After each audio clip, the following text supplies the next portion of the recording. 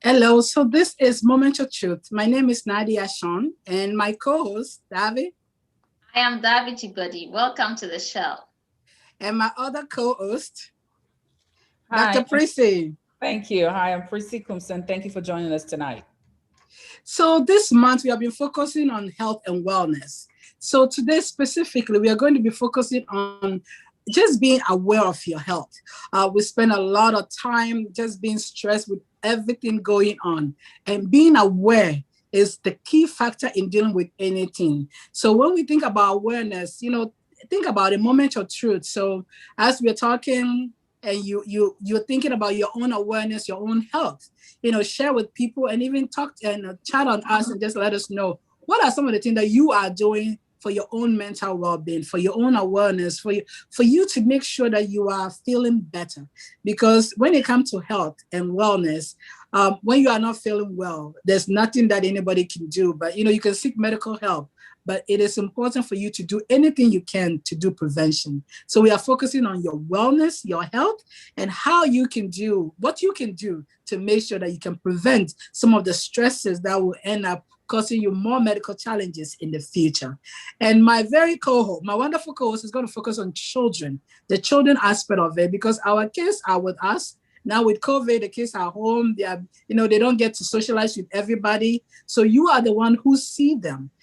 So sometimes we see our kids so much that we don't see the signs and things that they are also being stressed. So my co-host is really going to talk about those aspects of it. And as a parent, it is important that we all need help. So as we're looking at it, how can we also address the issue in our family? So this is Moment of Truth, talking about our wellness when it comes to your health.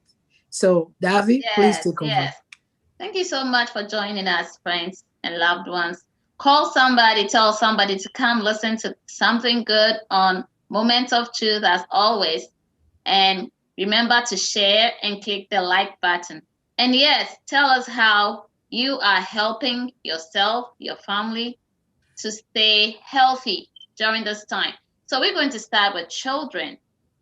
Sometimes children are the most overlooked, and yes, they are very resilient, but it is good to help them learn how to overcome stress so that it's not something that they just grow up getting used to. Some adults are used to being stressed to the extent that they don't even know when they're stressed, and until they go over the bank. Sometimes they don't know until somebody else calls for help for them, and you don't want that to happen to your children or the children around you, or those in your family, those you care about, those you come into contact with. So we're going to start with children. First of all, we're going to talk about some things you can put in place at home to help your children distress naturally.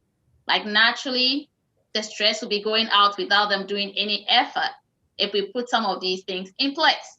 And then we will then talk about how to notice when they are stressed. What are some signs? What are some things that children do that shows that they are being stressed or they are feeling stressed? And then when you notice these things, what are some things you can do at home to help them distress instead of allowing it to go out of hand? These are things that teachers also use at school. When we see children are stressed, we don't immediately call the doctor. Counselor, come over. This child is stressed. We don't do that. We use some techniques to help them distress. So we're going to learn about those techniques today. So, doctor, what are some things you do at home? Like, what kind of environment do you have at home to help your children distress? That will go to Doctor and Miss Alberta too. Well, thank you, Davi. So you're right. Sometimes it's often very easy to overlook what is happening with the children, especially in these times that we're all home and very much engaged in our own little ways. So, like for instance, I have to telework, and in the course of the 8 hour period, it is very easy to overlook the child, or even after you get off at 5 o'clock, then you really get into your daily routine, and then you may not necessarily check on the kids. So what I usually do is I like to assess them. Where I'm a nurse, so I'm always assessing. Yeah. Yes, I have to assess them, and I actually take time out to talk to them. And I don't do it on a daily basis, but I try to touch base with them each day, each week, every week. So one of the things that I've tried to put in place is a routine that I grew up with, part of my childhood. I remember I went to live with one of my our family friends, my parents' friends, for about a period of 2 years.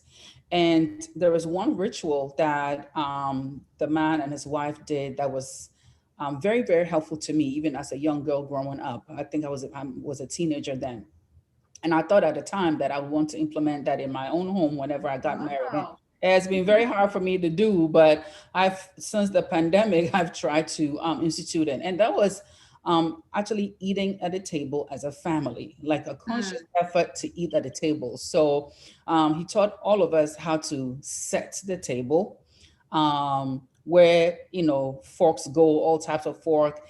And the whole idea was to come together as a family at the table to talk about your day, what happened during the day. So while we're having um, mealtime, it was really a time to connect with each other.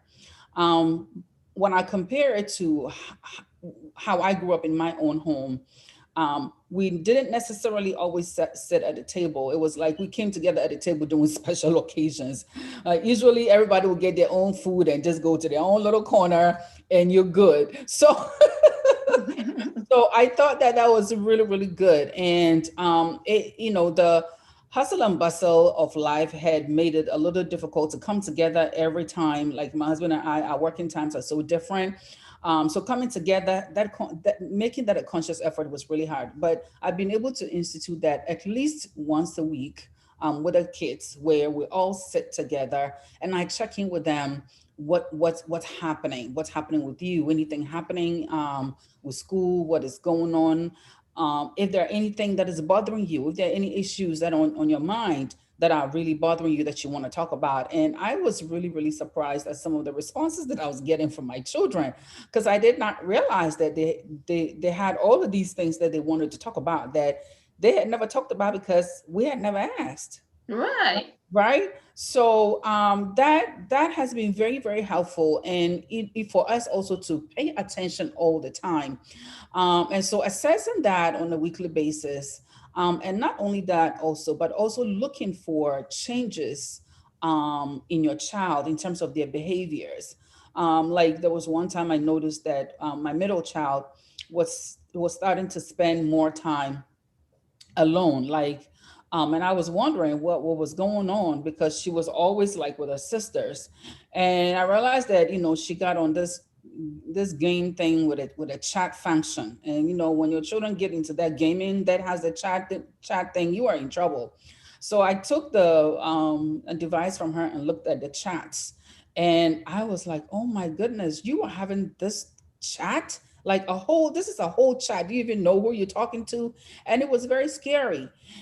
So I took the device from her. I mean, she was grounded for a long time, and just really made sure that she wasn't spending time away from her sisters, right? Because she got so involved in this game that she just really wanted her peace of mind. She wanted her own space to focus on this chat. And that was something that really caught my attention. But just like you have to pay attention to these things.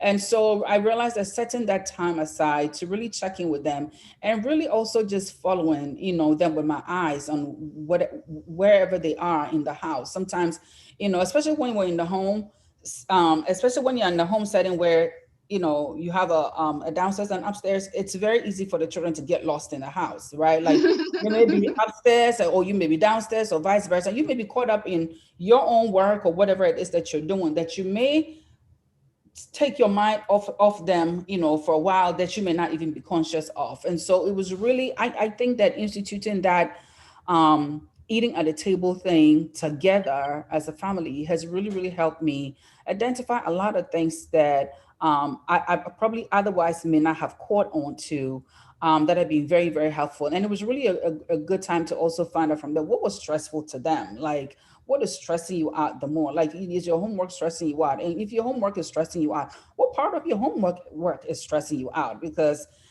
just because they're doing the homework all the time doesn't necessarily mean that they're not having a hard time with the homework. You know, my daughter, I asked her about her homework, and then as soon as I asked her, she just broke out crying at the table. And I'm like, why? What's going on? She said, some of the parts of the homework are really, really, really hard. But I said, but you did it. She said, yeah, but I really suffered. Oh, ow, ow, ow. So that has been something that I've had to adapt, like I've had to institute during a big change that I've had to make. And that's, I would say that has been a positive side of this whole experience, really affording me the time to be able to really connect to my children on that intimate level versus the busy life up and down. Don't really have time to really connect with the kids a lot. And that is when, you know, some of the kids just really, you know, steer into their own little territories. Doctor, thank you so much. Thank you so much. I like that. The bonding aspect of eating together and them being able to share what's on their minds so it doesn't become a bad habit. They've been able to share it. So now that they feel lighter. Thank you so much. Right. Isna, what are you doing at home?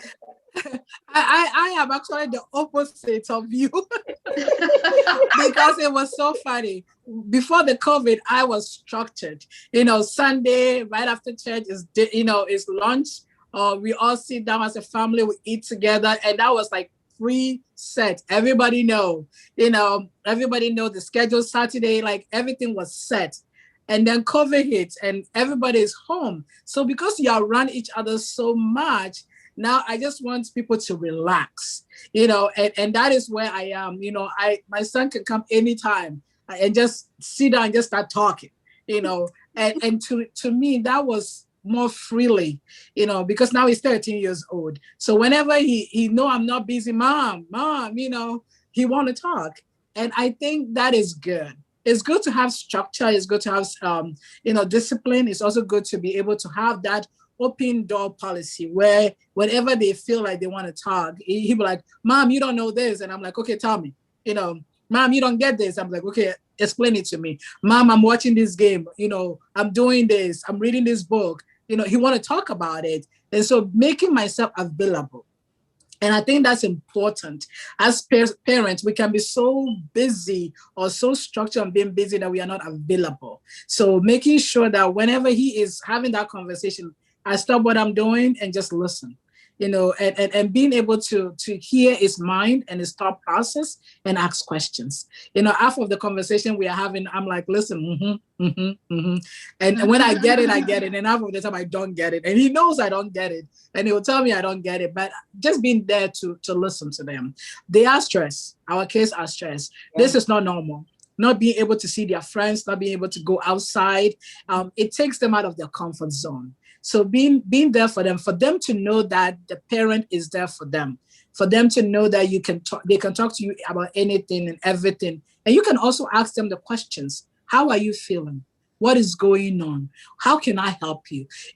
For me, one of the things that I do all the time, which also get him upset, is that I focus when it comes to schoolwork, I focus on what he's doing wrong. He said, Mom, why do you always focus on what you're doing? I said, I know what you're doing right. So I don't want to pamper you and say, oh, you're doing well, you're doing well. I want to focus on what you can learn and change. So it is important to give them the feedback. If the report card came in, the second quarter report card is already out. What subjects are they doing bad in? How can you help them? What are they technically? I'm telling you, with technology nowadays, the kids are also having challenges with technology. Their computers may not be up to par.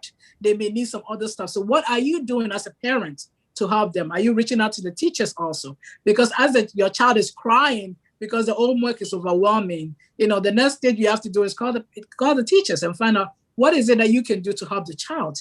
Because, the child is experiencing things now that they may not have to experience, 2 years ago.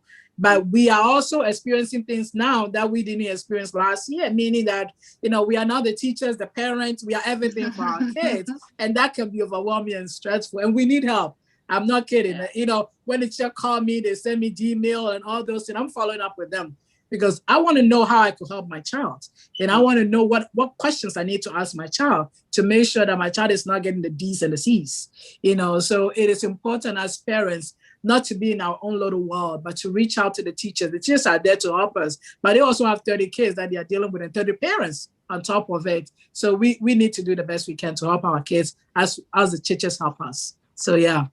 Wow. Thank you so much. So I see so much that we can get from our co-hosts.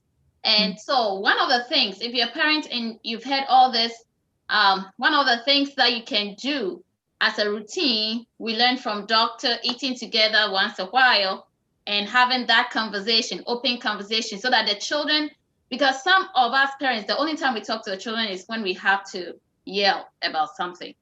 And that's not a good environment we are setting. So we want to consciously set an environment where there is a time to just talk and be friends and just know each other. You know how when we were children, we used to have story time where they just tell us stories, like by the fireside kind of stories. Sometimes now I'm learning parents make it up because we all make things up as we go along now. But they tell us stories. They made and sometimes, it up, huh? yeah, sometimes they've said that story before, but you just want to hear it again. I remember my grandma, she'd be like, it's story time. What story do you want to listen to? And then we'll say a particular story. Now that I'm old, I'm asking myself, why do we keep asking for stories that we already know? And sometimes she tells a new story, and after she's done, we're like, we still want that old story where the fox ran after the bear, that kind of thing. So have a time where you tell stories. It can be any story. It can, it will be good if, because we have bedtime stories, it will be good if you put the book aside so it looks like it's just you. It's okay also if you prefer to use a book, but just have that conversation. Tell a story, whether it's weekly or daily, depending on what your schedule is. I think weekly will make sense if you're starting all over. And I mean, sometimes let's put the TV off and let's just have a chat, have a story time, and then ask questions about the story, let them talk. That way they are opening up and loosening up, so that when very important things happen in their lives, they can tell you because they are now used to talking to you without you shouting at them. So let's have some story time at home. Let's also teach them breathing exercises. They are fun. One of the fun ones that children really like is the balloon breathing. This is how it's done. They put their hands on their heads, and as they feel the balloon, it gets bigger. So I do. Then you let the air out. Just like a game. You'll be surprised when they are upset and they are crying and you can't get them to calm down, and you let them start doing that. They just burst into laughter because it's funny. It's kind of like silly. So if you already learn it ahead of time and you play games with it, then at a time when they are feeling bad and you let them do it, those good feelings that come with it will like research and they will laugh. So that's another way. Just look at exercises, breathing exercises for children. We have the balloon breathing. We have the star breathing. The star breathing is just that you start with a smile and then you breathe in and out.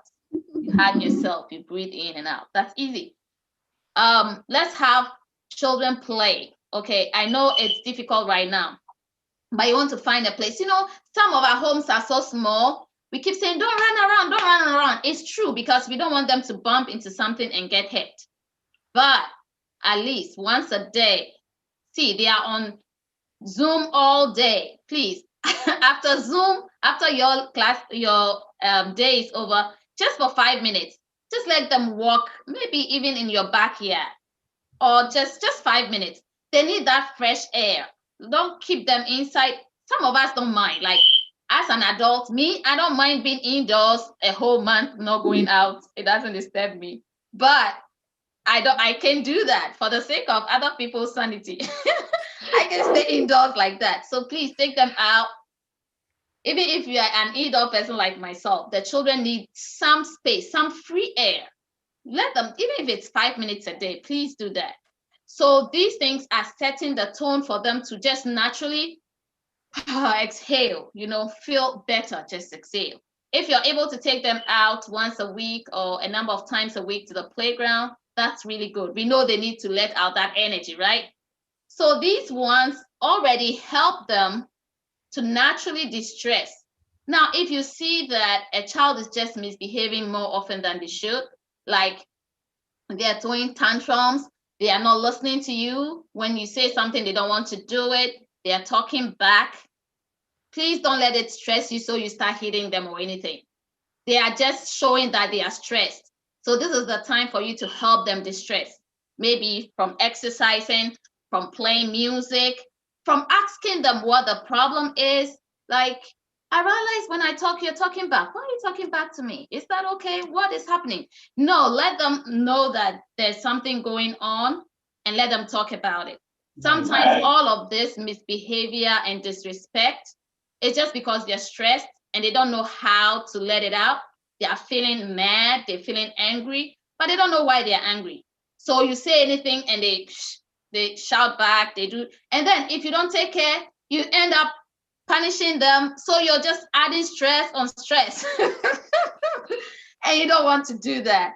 So don't be too quick to punish. See what you can do. Think about it. Maybe it's just stress. Think about what else you can do apart from punishing to help them distress, help them change whatever it is they're doing.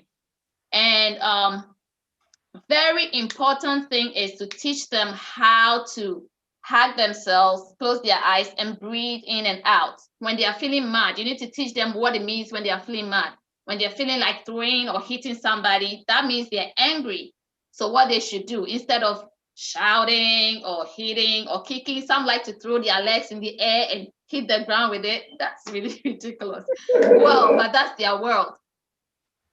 Show them what to do instead when they're angry, so they can close their eyes and breathe in and out, think about happy things until they feel calm enough to speak. Another thing to do is just tell them to chill out, take it easy, sometimes just relax. So that's why we need to have two types of music in our home. When it's time for relaxation, just put in some calm music. When it's time for them to dance and be active, put in some active music. That way, when they are being too much and you change it and you put a calm music, somehow unconsciously they understand they need to calm down. So when it's too much and you feel there should be some calm music that you use during your calm times at home, you just put it on. That way it helps them to learn to return to a calm mood. Okay, so far so good. If we practice these 6 things that we have talked about, our children will be good to go. Over to you, Na. I think those are wonderful because you focus on the children part. I know, Dr. Kumsi, your children are more grown. I believe your oldest is 9 years old, or how old is the oldest? 11. Oh my goodness. Wow. So 11, and then the middle one is a Life. 9-year-old. Yeah, then 11, 9, and then there's a 6-year-old. Okay, so I think with that age, their mentality and things are different. So what is it that you do to help them to deal with stress and stuff like that on your side? So the one thing that I do very well with my kids, COVID or no COVID, is exercising together. Mhm. Like just physical activity. It's our thing. I started that with them early on, and they're very used to it. They look forward to it, and it's really really a great way to de-stress. So even in the home, we've had to now be more creative, right, about the things that we can do Yeah. to still get in our physical activity. That's one of my biggest and best ways to help with stress for myself and for my kids. We walk, we dance, and if it's too cold outside, like sometimes we get into those little dance challenges that we can They love dance challenge. so they love the challenges, they love it, and I really get them so into it. Today my daughter was so mad at me that my 6-year-old that we couldn't go out walking today because she pulled up the weather and she was like, the weather looks good today, mommy. We're gonna get out today. And I'm like, child, I am really busy today. We can't go. That's, it makes them very conscious about physical activity, and it's also a very good way. So I mentioned earlier that one of the newer things that I've had to really institute was the eating at the table thing, like together, right, with them, not just them at the little table. But when I was doing the walk with them and the exercise with them and those routines, we were just really focused on the exercise and the things that we do. Yeah, we were just focused. We didn't really talk about like life, like what's happening, like when we go for a walk, like let's just talk. Like we were focused on like the challenges. Okay, run from here to there, you run from here, let's see who's going to be the other person. Like we're so involved in that. And I think that what I'm doing different with that is after we wind down with our walk or our dance challenge or whatever physical activity that we do, we just sit back, relax, and we talk. We just talk like girls. So like this is like girl time. We just talk, what's happening with you. So that's like another way to connect. I really find that I've really been able to connect with my kids more than ever during this pandemic, because I used to have such a busy life and it was crazy. I got home and I was always tired and I was just focused on getting them dinner. Yeah, dinner, bed. Like I am surprised at how things have turned around, and so this is a good time to really, and we are indoors, yes, but there are a lot of activities to do indoors. A lot of activities that involves moving the body. That's very important because they're not going to school. They're not doing all these activities that they used to do at school, like on site. So getting them to move their body. I always say that I'm very concerned about the sunlight piece of it, but it's, I think that very soon the weather is going to start to get nice again and we can actually have the sunlight when we go out. But that's one thing we really miss in our lives a lot is the sunlight, because we definitely enjoy the sunlight. But getting them to move their body and just really, that has been so helpful. And they tell me all the time, Mom, this is so good. Like I feel so good. And so, and it's another thing also to really check on the weight, right? Because the pandemic, came and I saw that one of my kids is getting a little thicker. And we all. We all know the feeling. Yes. We are not exempt from it. Exactly. So it's like, okay, we gotta take it up a notch a bit, because we gotta watch that too. Because childhood obesity is real, and sometimes when kids get stressed, it can manifest in eating and just eating anything. And so that's one thing I got a good button on. It really works very well. And so for me, the exercise and the physical activity is really big in helping them relieve stress and doing it on a very consistent basis. Okay. So for me, I have a teenager. And so one of the things that I've learned is to invest in them. My son loved computer. So right on from the get-go, my husband's like, we need to enroll him in computer classes. So he has a school that he goes to, but once a week, he also have a computer class that he loves. So we have to find out what our kids love to do and invest some money into it. He takes this computer ninja class and he does coding. I'm like, okay, it makes him happy to design games and stuff like that. So he spent time on those things. So as a parent, we really want to find out what is it that our kids love to do? What are their talents? If they love to sing, invest in, some musical instruments, if they love to play, whatever it is that they love to do. Don't let them walk around feeling down, feeling sad, feeling, lonely and depressed, because they don't really get to do what they love to do. So to have that conversation with your child and find out if they love art, invest in some art supplies and stuff like that, because these are the time for you to do that as a parent. So have that conversation with them, be realistic, set realistic goals, or let them set realistic goals for themselves. So that way they will feel like, okay, this is my plan. I want to learn this. I want to do this. I want to plan this, and make them be involved, but don't take over. I think as a parent, we can take over our children's dream. We want them to be what we would like to be. They can't live our dream for us. You want to be a doctor, so now you put in all your doctor dream on your child. Don't do that.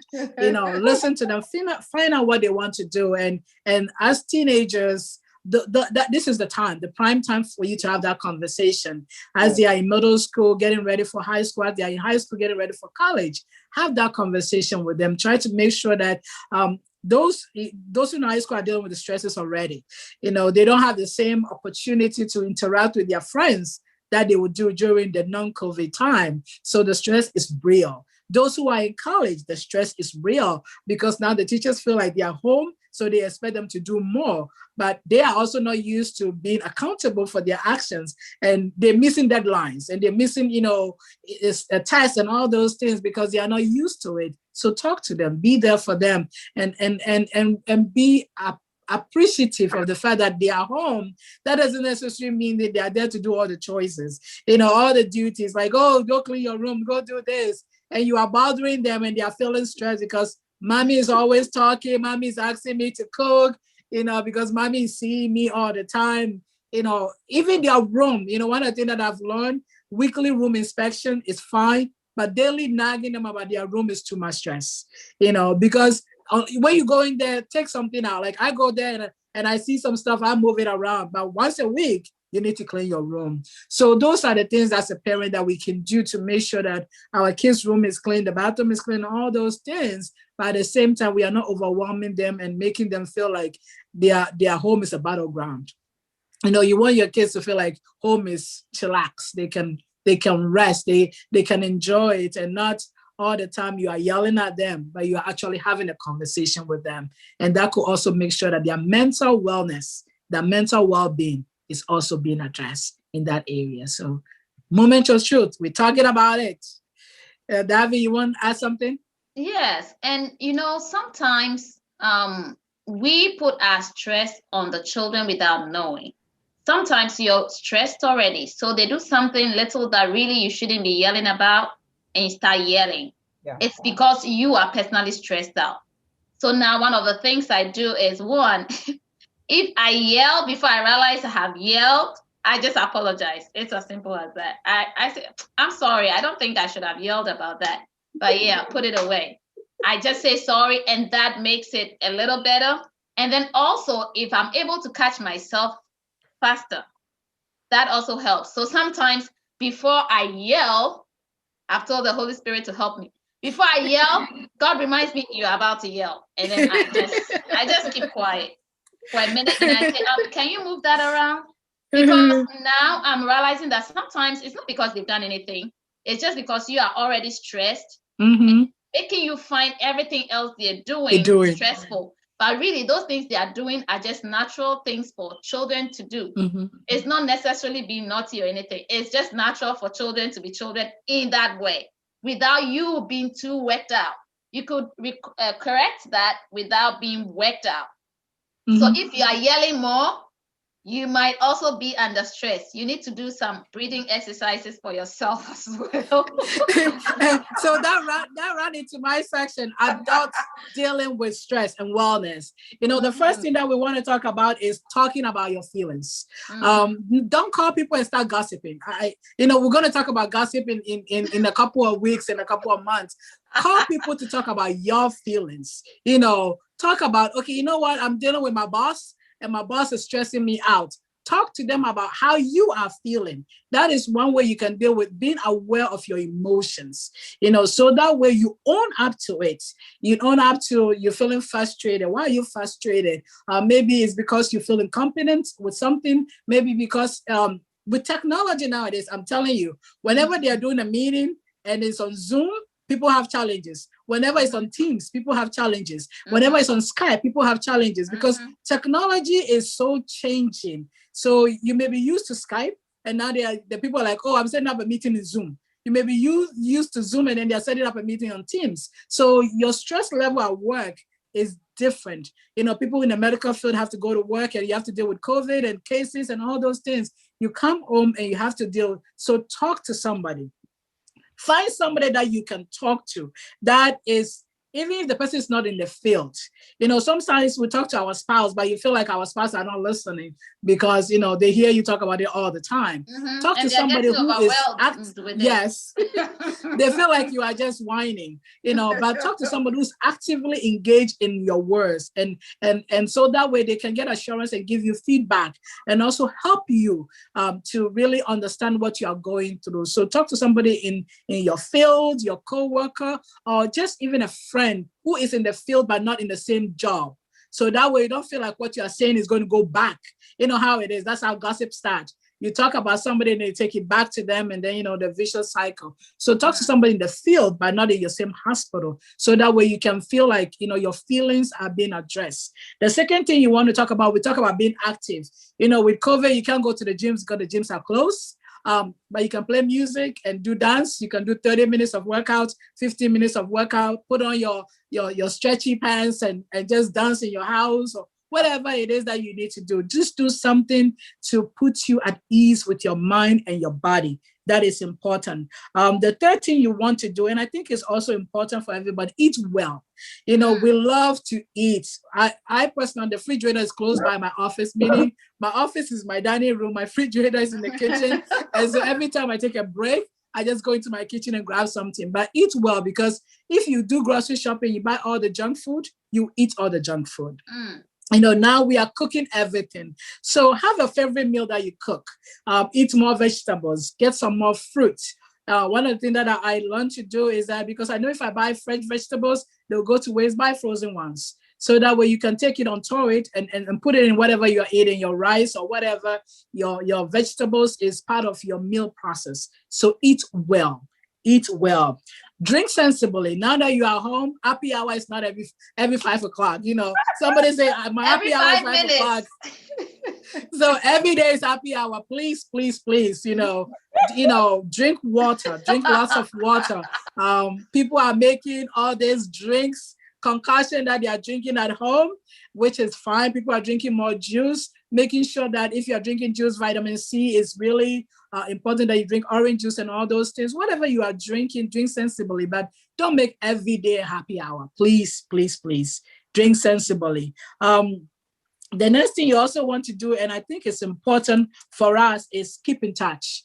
We can be so focused on what we need to do that we don't keep in touch. We don't keep in touch with family members. Weeks will go by, months will go by, and we haven't called anybody. We haven't talked to anybody. Keep in touch. Even if it's just once a week, send somebody.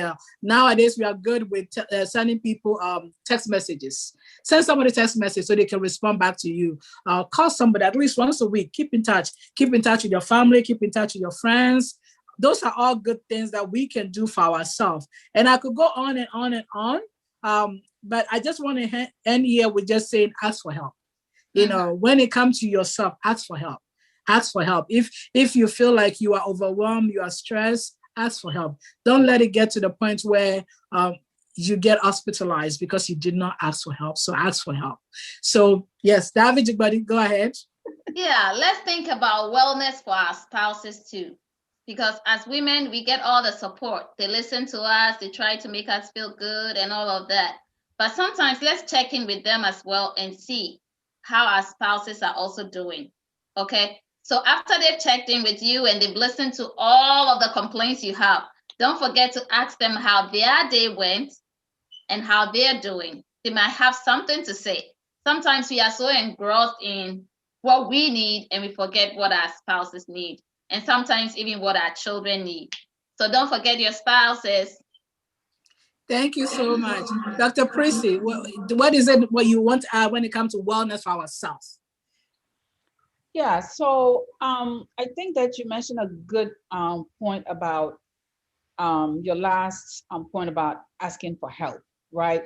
That is very important. And there are often, there are certain things that happen in life that you're just able to just, deal with and just keep on moving. They don't really impact you or any part of your life so much. And you're just really, like we call those things the rattlesnakes, the little things that come up in life. But then every now and then you get the pythons that set in, that you really, really have to really seek help. When you see a python in your life, you need to acknowledge it, and then you need to really get help, because the pythons are very hard to kill, right? So that's when you know that it's time to seek help. So when you are having like just challenges in life that really um makes things look out of control in your life, like emotions or thoughts that are just really out of control, and you struggle with it so much to the point where you're having sleepless nights. You're not sure who to talk to because you may not necessarily, trust anybody to talk to about it. You got to find out that person or that people, be it even medical or be it therapeutic. You got to be able to identify that to be able to get help. And if you're not sure where to start from, it's always good to start as a friend. Don't be embarrassed to ask for help. All of us come to a point in our lives where there are things that are very hard to deal with. And they mess with our emotions, and they may impact our work or even our relationships that we have around us. So I'll give you an example of what I recently went through, and I wasn't sure what I, I had to like toss and turn on it for a couple of days, because I really needed to make sure that I approach it very carefully and very well so that it didn't impact the relationships that I had built, whether it was at home or whether it was at work. So on my job, I'm in charge of a lot of things, including recruitment, and I have the sole say of whether somebody gets recruited or not. And I experienced a new boss. This is not a direct boss, it's like my boss times three. So she's far away from me.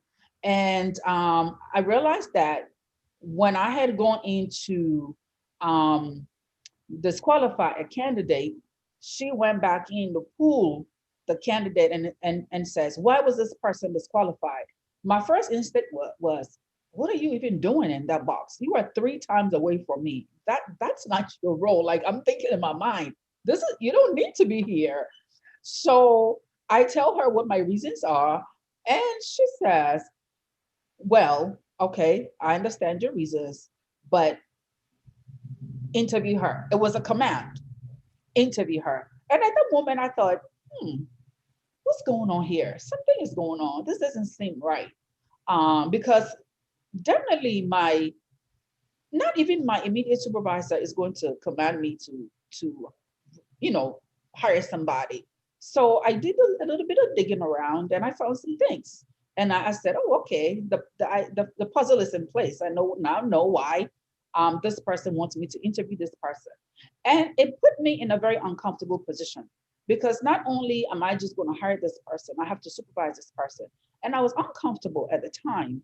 Once I knew what I know now, it really made it very uncomfortable for me to even want to hire this person. So I chose the turn with it. I talked to one of my colleagues about it, and we knew going above her was a wrong move, and we didn't want that because when you work in an organization, you don't know who knows who, okay? And you can't just go and talk to somebody without knowing. They could be their friend, they could be their family member, and you just don't know. Okay. So I decided it was time to seek help. It was time because I talked to my husband about it. He was like, hey, tell her what's on your mind. I said, is it okay? So I called my help, and my help is HR.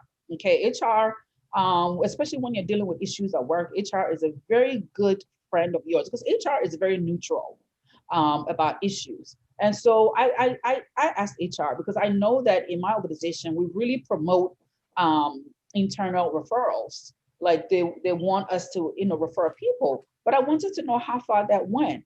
Okay, is that okay for somebody above to, refer somebody? Is that okay? And if they do, what does that look like? I just really needed to understand it because I've never been in that position before.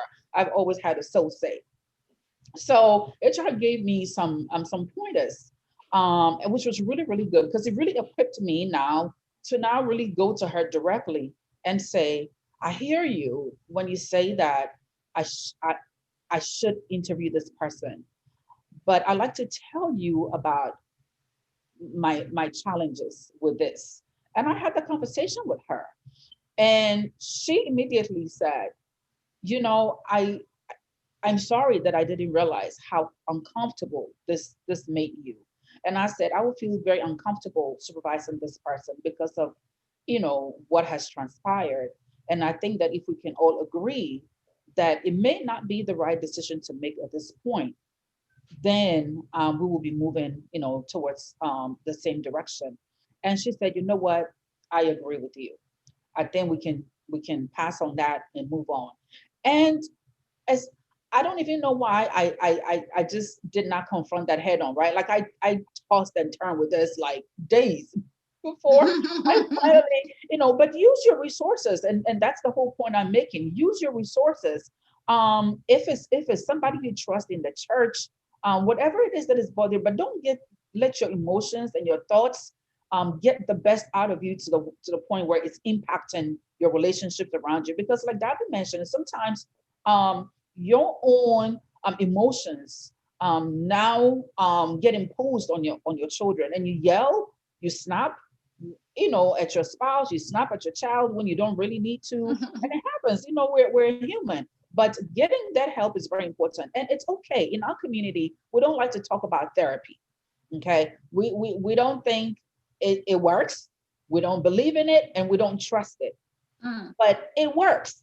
The science show and the evidence shows that therapy works. It's always nice to talk to somebody who's neutral, all right? Because even you can be comfortable that they don't have any stake in what it is that you're presenting to them, except your well-being, your best interests. Okay. And then you can really be free and say whatever is on your mind, because sometimes we're not comfortable with talking to people that we know, because we don't necessarily want them to know exactly what is happening with us. And that's why the need to go to external help comes in. So don't be afraid to talk to your doctor about it. Your primary care is a very good resource. Your primary care is the gateway to your health. They can refer you to so many resources in the community that can really, really help you tackle whatever is going on with you. And I just like to ask, like, have you guys tossed and turned or had emotions to the point where you feel that, okay, I need to talk to somebody, and who are your resources that you usually fall to? Because this is something that we all need. We all need somebody. Everybody needs somebody. And that somebody is very important. That somebody comes in to help us medically, to help us spiritually, to help us physically. And I'll be curious to know what you guys' experiences have been. Wow, doctor, this is awesome. Thank you so much. Yeah, yeah. We've tossed and turned so many times. Usually, usually it's the husband who suffers, but and usually he's able to give advice on who to contact. Like, why don't you ask? And sometimes when you open your mouth and say what is disturbing you, it's surprising how close your help is. Like, men like to fix things. Like, but why don't you talk to so and so about it? Or why don't you reach this for it? Okay, I can fix that tomorrow morning. Go to bed, or something like that. And then also, if it has something to do with church, I'm likely to reach out to somebody who is into spiritual things like that. Usually my pastor, and sometimes I have a sister who is also a pastor, but far away, so she can hear all of it, and she doesn't know anybody on this side, so she can't take sides with anybody either. Yeah, and then if it has to do with work, like you said, usually work stuff, I don't talk to anybody at work about it unless HR. If it's HR, I want to get a clarification on something. And usually they can tell you loopholes, like, right, this is the loophole for this, that is the loophole for that. And I remember vividly the very first time I realized this was when I had to write report card. And there was this student who I had to refer, but I wasn't really comfortable referring the child because I was like, these words are very strong. But I wrote down all the interventions we had done that didn't work, and why I think the child should come to summer school, like for special help. Let's see how we can help you during summer. If not, you're repeating the class. And so fortunately, that was my first year teaching in the United States. And fortunately, you have heads who have to read over your reports. And thankfully, this person, some people pretend they've read it and they haven't read it. But this person read all the reports in my class and in the whole school, I believe, because I had 30 children at that time. And she read all the reports. And then she called me and pulled that one and said, okay, these things you have written show that you have really done what you need to do. Now let's use technical language. This is layman's language. So paragraph 1, this is the technical language you use to show this. Paragraph 2, this is the technical language. And she turned the whole thing. And now when you read it and you're a layman, it sounds so good. But when you know what it means, then you know what it means. You know what I mean? So if a lay person, let's say another parent or somebody who doesn't know what the technical terms are, when they take it and they read it, they don't read any meaning into this. But when a technical person or somebody in position takes it and reads it, immediately they know what the red flag is and what needs to be done. And I was so grateful because those words, and then she gave me a whole document of what to say. When this happens, this is the language you use. When that happens, this is the language you use. This is what shows that you are a professional and you're not just writing using layman's language. And that was really good. After that, I knew better. I always went to somebody to check it out. So that was the best experience ever. I tossed and turned, and only God helped me to make sure that my supervisor actually read it. Wow. I didn't know I should ask her to read it. So I'm glad she did. So if you're in the supervising position, please do a good job. I think that is really important. So for me, one of the things that I really learned is be open. Don't have an attitude. They also have their own problem, but be open with them. I have my supervisor just literally call me. She's the overall captain, call me. And he said, what can I do to help you? And I was point blank. I was like, this is what I need. Be open with them because they also have their job. They're also doing their job. They can read your mind. They are not mind readers. And if you have issue with them, be direct. Don't beat around the bush. Don't go talk to other people. They are human beings. They also have emotions. They also, their feelings can get hurt. And if they ask you to do something and you don't know how to do it, ask them to help you. I'm always good with when my supervisor said, you're going to write your own report. I go in and I just figure out how to write it and I give it back to them. Have enough time to give it back to them so that they can make corrections and they can advise you to go back and fix it. And when they say fix it, go back and fix it. Don't have an attitude, because this is for you. Don't, and I think one of my biggest concern with people is that we feel like we are entitled to things, and they feel like somebody's attacking you. No, they are not attacking you, but they are also there to also do their job. So you need to do your job to make sure that they can function better. If you're not doing your job, they can't do your job and their job also. So that was one of the things I really learned. Be open, be active in what you need, be proactive in your request. And give them a deadline and a timeline. If you need something, don't wait until the end and then be rushing them. Your deadline is not their deadline. That's what I always tell people. Don't come to me the day off and you tell me I need this. And I'm looking at you like, I'm sorry. I have other things to do. And so just really remember, work with your people, make sure that they are there, make sure that everybody is there to help so that with the stress level in the work environment will be low. Because when you go to work and the stress level is high, I'm telling you, you make more mistakes. Yeah. You really make more mistakes and people are not friendly. People are all catty and, backstabbing and all those things. And that's not a conducive work environment. So you want to keep your stress level low. You want to keep the work environment friendly. When people start gossiping, I'm telling you this gossip thing, when people start gossiping, nip it in the butt. I listen critically to analyze the questions and then give them feedback, my feedback. Don't add into their craziness, right. And don't be the person where everybody come and dump their garbage on you. Don't be the garbage collector. You are not the garbage collector.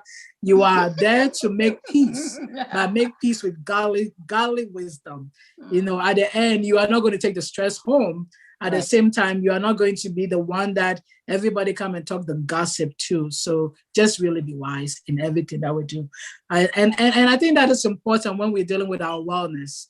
Our work is a place that could cause us stress, and that stress can build onto our stress we bring to our homes, and that can also deal with the stress we deal with our family. So don't bring your work stress home, and don't take your home stress to work. Learn to have that balance. They call it a work-life balance. When you finish your work at 5, close that computer, deprogram yourself from your work, and then focus on your home. And when it's time to go to work, take your home stuff out and then focus on your work. And that will give your mind a break. Because if you are dealing with your work at home and you're dealing with the home, even though you are working from home, please learn to have that balance. Because if you don't have that balance, don't be on your work phone 24/7. I'm sorry, I tell people all the time, even though I have people sending me a message at 9 o'clock, 11 o'clock, I don't bother. When it's time to work, I'll work. I'll prioritize the messages, but I will not answer your message at 9 o'clock. I'm sorry, you're not dying. If you're dying, call 911.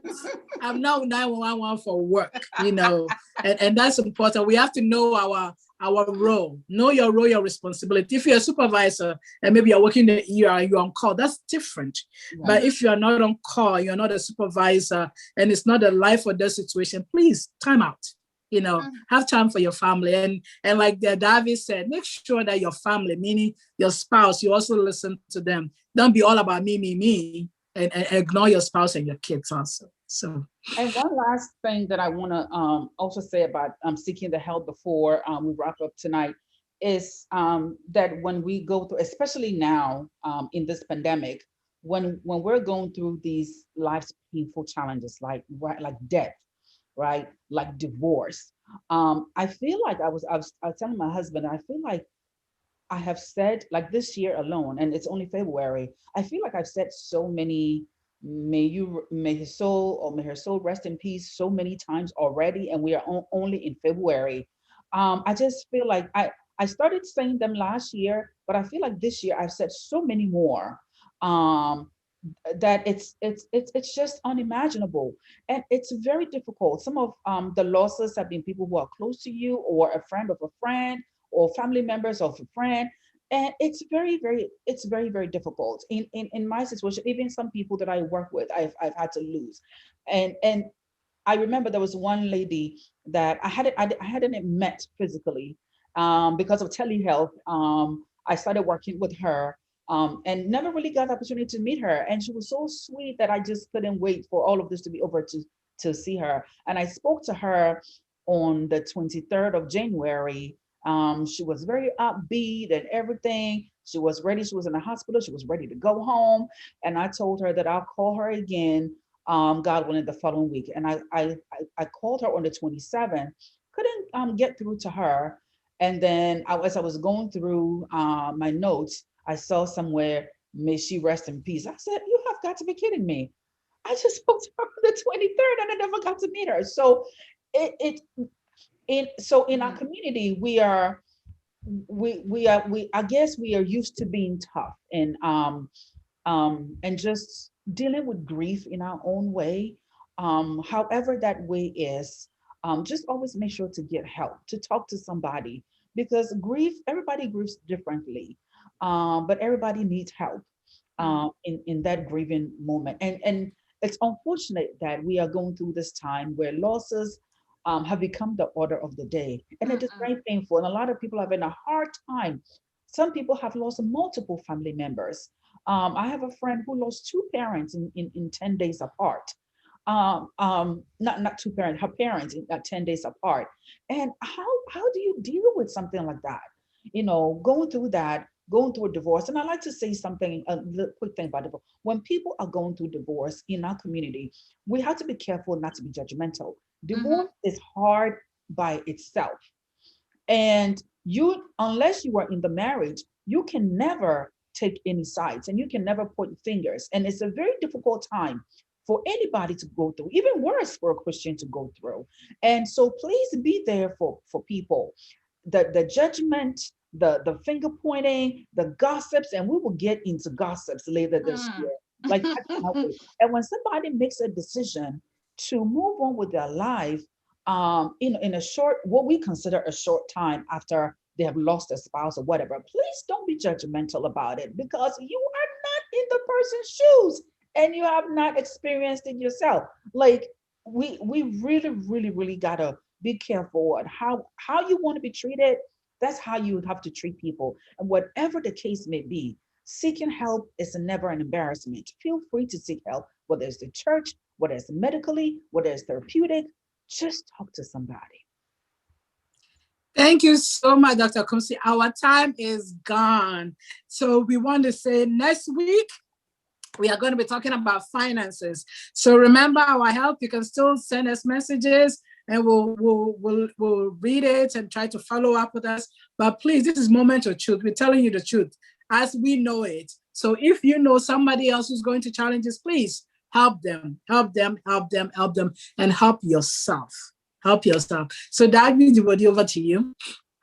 Thank you for staying with us. We know you really enjoyed this time. We really enjoyed this time with you. Share with somebody you think is going through something, or just share with anybody, all the people in your life. Share it with them. This is a time to support each other. They might not call you and ask you for help, but if you send them this could be enough help for them to know what to do next, okay? So please share with somebody, like, subscribe. Thanks to Ashon Collections for helping us. Thanks to El Shaddai International Grocery Market. Thanks to Comfort Realty, helping you get comfortable homes. Thanks to Delatech IT, helping you learn IT for this time is information technology all the way. Thanks to Lean on Jesus Foundation. Thanks especially also to our technical team and Elder Sifi, who is always there for us. God bless you. And thank you, my wonderful co-host. It's nice. Thank you, all my co-hosts. Thank you, everybody. We really appreciate everybody. And we also want to thank you to Boedi International Incorporated. That's also a new business that they have opened. They are in Beltsville, Maryland. The address is 10219 Southern Drive. So if you have any question, they are also African. They sell wholesale African food. So of course, our community, anything that you need, please go there and also check them out. We also want to say thank you to our national head, Apostle Markum, our regional head, Apostle Donko, and of course, our pastor, Pastor Ansa. We just want to say thank you so much. There's so many things going on in the church. If you really want, you can come in person, register to come in person, but also you can also go online. And we also have the Witness Movement is also having is Evangelism Week that's going to come out next month. So please go on the net and just check in and make sure that you are connected. With God, all things are possible. So until next week, stay safe and be wise. Bye. Take care. Mm-hmm. Bye.